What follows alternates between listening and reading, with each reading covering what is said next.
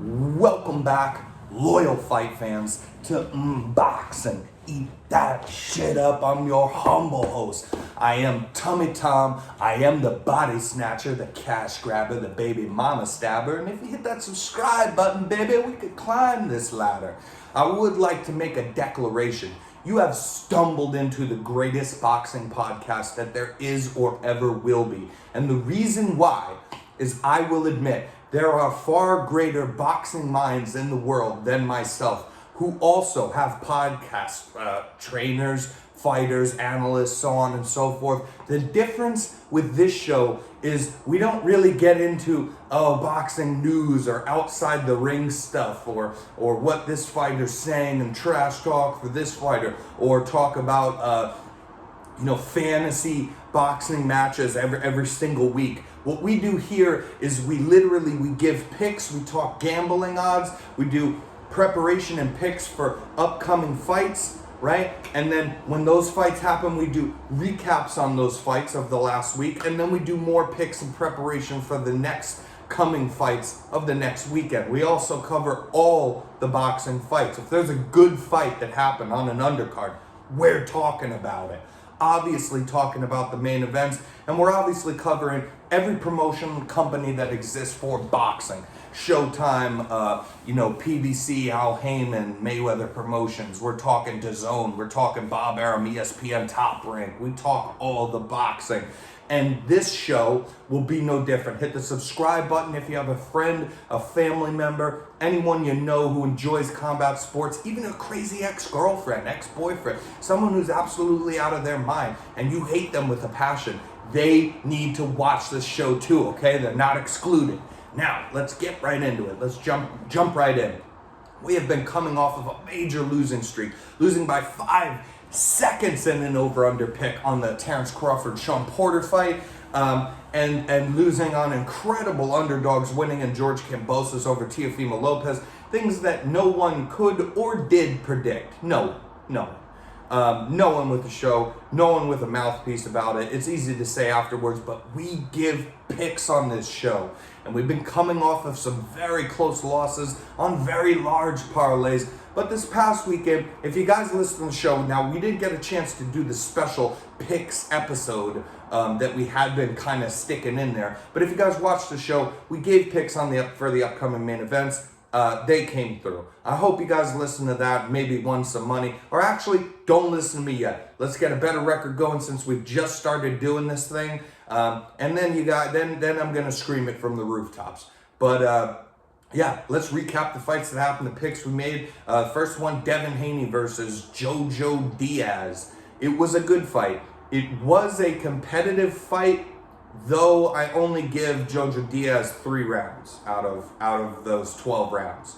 I only give him 3, and you're squinting a little bit to give him some of those. That's just how it goes, but I could see a solid 3 for him, okay? But the story of this is not, that doesn't really cover it. It was competitive because Jojo Diaz did hit Devin Haney with some very good clean shots, mostly left hooks, left overhands. That left hand was money for him a lot of the night, and some of them caught Devin blocking just slightly too low, came over the top of the glove and kind of chinned him. But this goes into what I'm gonna say now about Devin Haney. We are not Devin Haney haters on this show. We don't hate any boxer on this show. We respect fighters on this show. That's what we do. But no, he's not. We talk candidly. I get to have an opinion. That's why I'm having the show, to talk to you guys about it. And in my opinion, Devin Haney he's great. He is a great boxer. But out of these guys that are put up there on the pedestal in that lightweight 135-pound division, of Devin Haney, of Ryan Garcia, of Tank Davis, don't forget about Lomachenko, you guys. Why are you guys forgetting about Lomachenko? He was the number 1 pound for pound. Okay, he got beat. He came back. He stopped a guy who's never been stopped before and looked absolutely fantastic doing it, going against almost like a double reach disadvantage there in Nakatani when he stopped him. Just don't forget about that guy. We're including him in here. This is a stacked division. And look at, then now are we going to forget about Lopez? He might be out of the talks if he moves up to 140 pounds, out of those lightweight talks of who could he fight next, so on and so forth. But he took a loss to someone who was just a 13-1 underdog in George Kambosos. You know what? We're not forgetting about him. We don't throw him out. He gets moved down on the list, whatever your pound-for-pound list is. Whether you're a Lomachenko fan, a Lopez fan, or anything, you have to move these guys down at least a little bracket there, but you don't forget about them. This is a stacked weight class, and out of all of those guys, I've always been a big believer that, listen, Devin Haney's so talented, but one, this isn't anything against him. This is just kind of the way it goes. He's young. He's very young, so he has a lot of stuff to learn. And if we're seeing him in fights, right, like a George Linares fight, or Jorge Linares, I don't know what he prefers there, but in the fight like against Linares, you know, he's just dominating those rounds with crisp boxing, staying on the outside, good head movement, great defense. He's always very defensively responsible in there. But if we're seeing him in fights like that, like the Linares fight, where we see him get cracked, you know, really good towards the end of that fight, and it wobbles him, and the way that he reacts to that is to literally lunge in like he's going for a takedown to bear hug and get him in it, and then they separate, and the ref goes, hey, no doing that, come on now, let's fight, and he does it again, the ref goes, hey, I'm warning you, and then he dives at the guy's ankles because he's so hurt. If that's the response we're seeing from him, that's not a good sign. And I put him over all these names that he could have a long, storied boxing career, but not with those top guys. I don't think that it would have been that competitive. Now, did he completely change my mind in this fight? No, he didn't completely change my mind of his standings among those elite guys at lightweight. But he showed me something for sure. He should have showed you something. We're going to give credit where credit's due here. We picked Devin Haney to win this fight, first off, and he did win this fight. But I've been worried about that. The way he got cracked with Linares, the way that he responded to that, that's no good, man. You don't want to see that in a young fighter. And somehow, because that's not something you learn. It's like, do you have a high threshold for kind of abuse, for taking shots to your chin and your head and your nose, is something that really can't be conditioned. Some people kind of have that naturally more than others do. And it's hard to make up for that gap. I mean, you can train power, but some people just have natural power. The only thing that can be learned from everybody, and it's only determined on how dedicated you are and how much time you put into it, how many years of dedication you put into it, is everybody can learn skill and ability, but not everybody is athletically gifted. Even people that are in shape, great boxers, great fighters, they're not all necessarily very athletic, so to speak. Devin Haney is. He's a good athlete. He is athletic. Didn't show a great chin there. Now, I don't know how he did this, but he showed a good chin here with Jojo Diaz. Jojo Diaz is more of a pressure style fighter. If you guys don't know this, Jojo Diaz is not known for really hitting hard. I know he was saying that before the fight because of the fact that he was like, oh, I'm going to, I'll take his shots to land mine. Well, that's because, Devin Haney, far from being known as a powerful hitter. Far from it. That's not what he relies on. He leans on his boxing IQ, his ability, and his discipline to stay defensively responsible round after round, minute after minute within the rounds, and own just every round. That's what he relies on. So he somehow showed a better chin here against Jojo Diaz. George Linares is known to hit very hard. Okay, Linares, guy that infamously dropped Lomachenko. Linares cracks. He hits real hard, so it makes sense that he hurt Haney like that with one good, clean shot. But Jojo Diaz had several good, clean shots, and I didn't see Haney getting hurt in here. He wore those shots well. He got hit clean a couple of times. Not much, but a few different times got hit real clean on the chin. And he showed a bit of a chin here. This was good to see from him. Also, we knew coming into this that he could just dominate rounds boxing on the outside, and he did that a bit, but he showed a good fighting spirit here, which I appreciate as well in this fight against Jojo Diaz, because he was willing to stand and trade with Jojo Diaz as well, even though he's not a hard hitter, even though he knows that it's it's easy for him to go out there and just move around and outbox a guy for 12 rounds, like Jojo Diaz. He could have done that and won every single round, but he came damn close to winning every single round, and he did that by mixing it up this time and sitting and trading with Jojo Diaz. And if you listened to the show last time, this is kind of what I touched on, is that's what I think he would need to do. When guys learn and see, look at Jorge Linares hurt him, look at how he acted, he doesn't like that. And you got a guy like Jojo Diaz that goes, hey, I might not hit as hard as Linares, but I can crack a bit, and I certainly have a gas tank on me and a heart to wear on my sleeve in there. I can come in there and wear this guy down, round after round, and be relentless with him. I'll chase him around that ring, cut it off just every minute until he starts to break down, until I can get to him. And I told you guys that Devin Haney was going to need to sit down on his shots and sit there in the pocket, at least for a little bit, in spots, to deter Jojo Diaz from just thinking that he can constantly walk him down. And that's exactly what he did in this fight.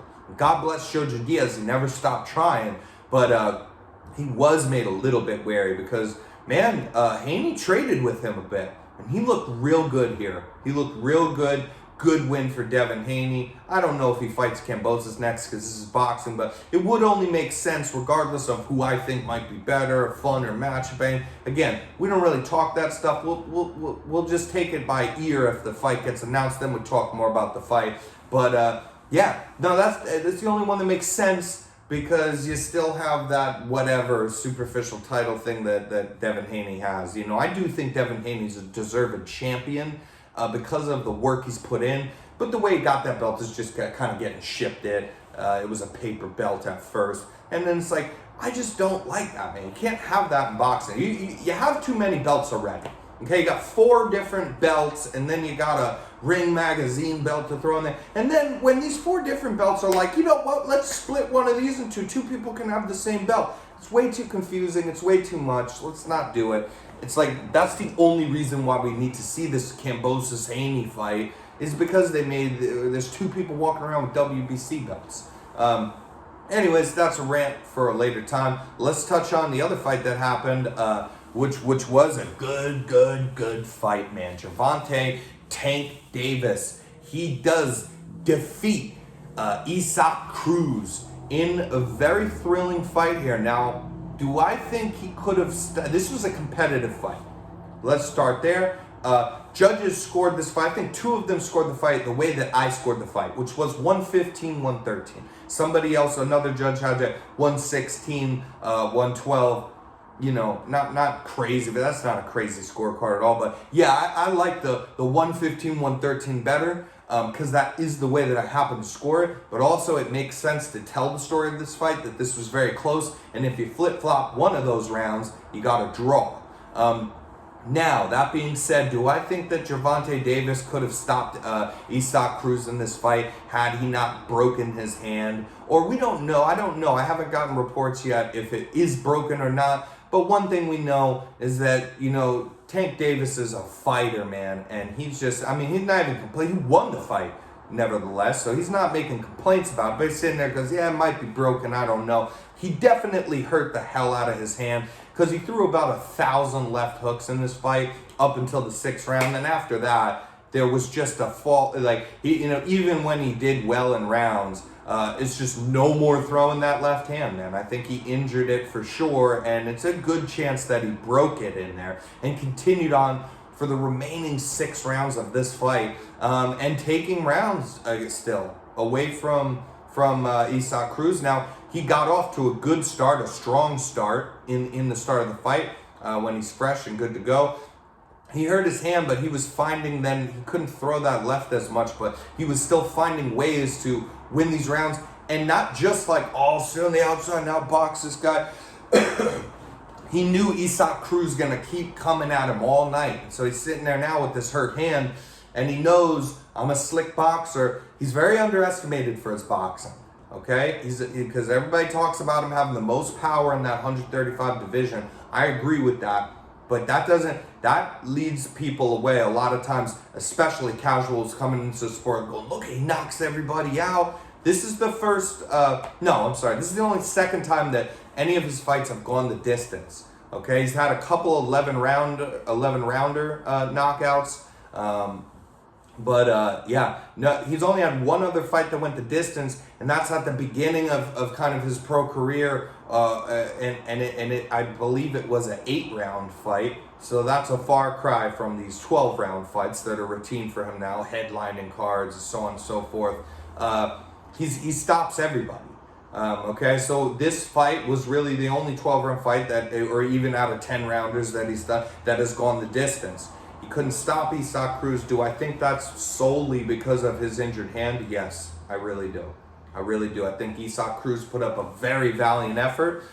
And I could be wrong. He could have lasted through that fight all the same. He did wear some hard shots from Tank Davis because, God, that guy just wanted it so bad. Isaac Cruz just came in there to fight, man. He came in there to win. He tried his hardest. But you have a guy that fought this whole second half of the fight, the whole other 6 rounds, with a very injured hand that he couldn't use much.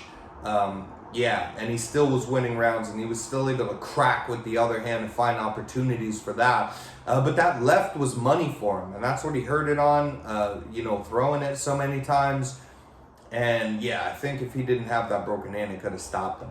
But 115-113 is how I scored it, so a very close competitive fight. And interesting to say, in general, to express how this fight was very good and competitive, that, an interesting way to kind of put a pin in it is that this is Gervonta Davis's hardest fight that he has had in his career. There it is. He had the hardest fight he's ever had in his career on that night. He still comes out with the win. I liked it. Again, we don't get too much into talking about the promoters and stuff, but God damn it, just don't, Leonard Ellerby coming out there.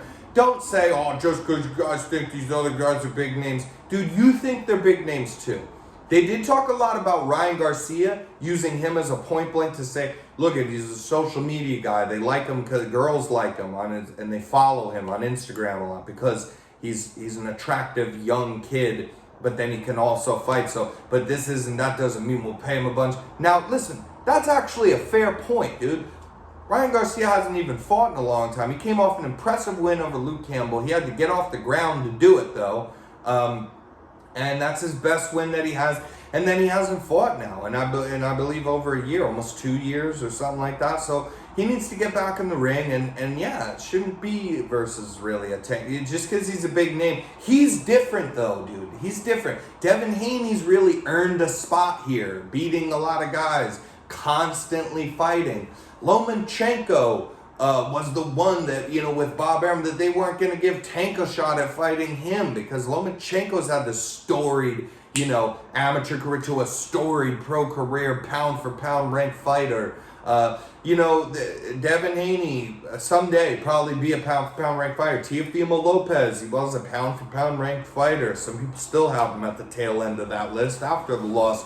These guys are different than using constantly a Ryan Garcia as a reference to saying that we're not going to fight the other big names. You got to fight the other big names, man. People want to see it. And listen, this ain't Tank Davis's fault. I love that guy. Tank Davis down to fight these guys, and I think Tank Davis beats a lot of these guys.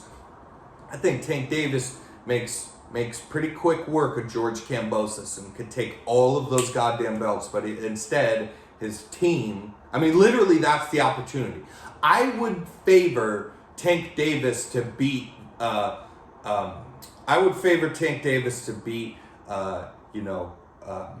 Teofimo Lopez. But that is a harder, closer fight. Teo had a bad night at the office. George Kambosos had the fight of his life in that night and got all those belts. So you have to think that Tank Davis, that this would be the one, man. You'd want to run. These fighters want these belts.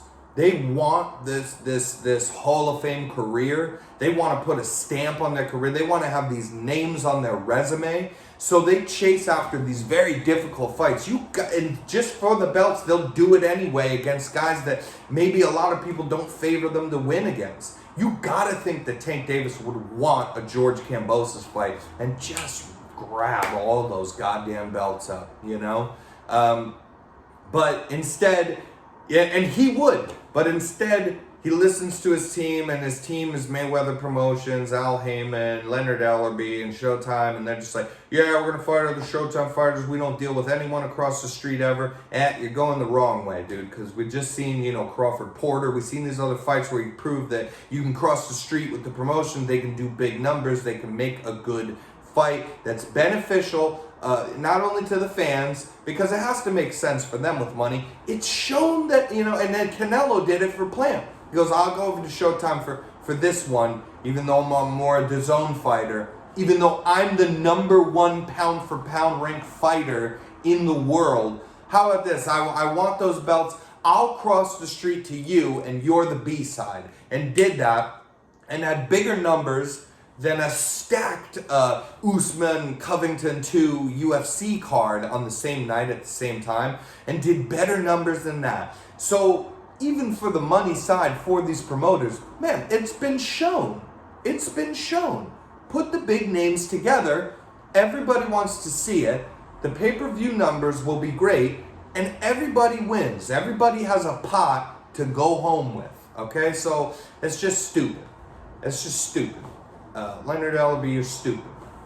But I did, and then to recount it, the one thing I liked from him was saying that, you guys are always shitting on these fighters because they don't have a big name attached to them, but I've been praising that over years. Now he has, and, not to his defense, the reason that he's saying that is what I just went over, that he doesn't ever want to work with any other promoters. So he's hiding that by saying we can make more money within our own umbrella with easier fights. That's the truth, but he can't come out and say that, so instead he uses these other excuses, this being one of them. But regardless, he has been saying that for years, that these other guys can put on good fights, and look at that. Isaac Cruz, who nobody was super amped for this fight, put on a great competitive fight with Tank Davis that was almost a draw, that close to being a draw. And then you saw Teofimo Lopez get upset by a 13-1 underdog in George Kambosos.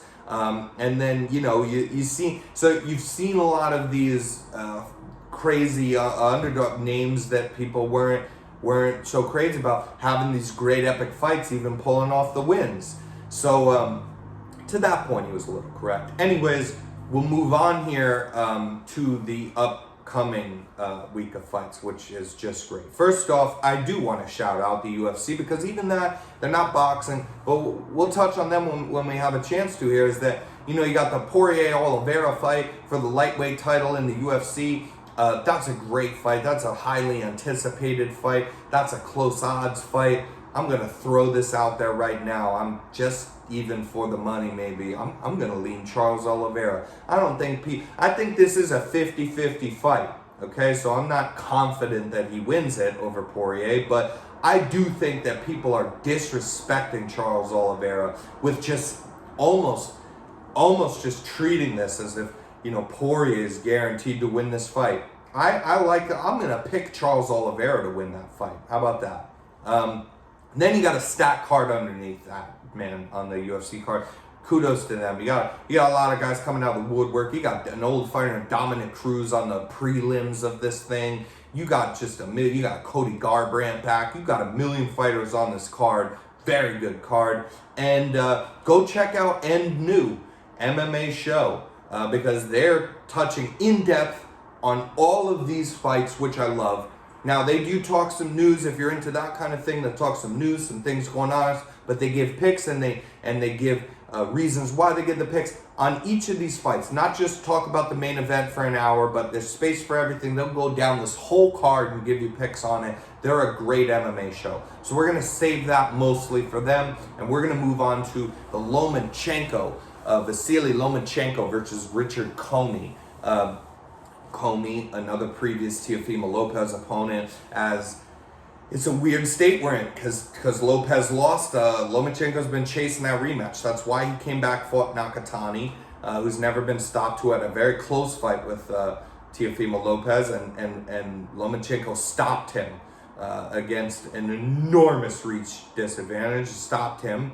And now he's fighting Richard Comey, who Teofimo got the belt off, originally knocking out very quickly. I don't remember, that could have been first round or third round. That was very quickly he knocked out Richard Comey. So Teofimo Lopez is going to try to not just win this fight, but do it in impressive fashion. He's been trying to kind of up the wins and do them better, so to speak, than Lopez has in chasing a rematch for a guy who's now lost all those belts. And is that relevant? Will they do that? I kind of almost doubt it, but either way, Lomachenko's on the right path back to the belts, no matter who holds them, no matter if they give Kambosos another guy before Lomachenko gets a chance. I like Lomachenko's chances not only win this fight, but get all the way back to the belts and become undisputed once again, and unified, really.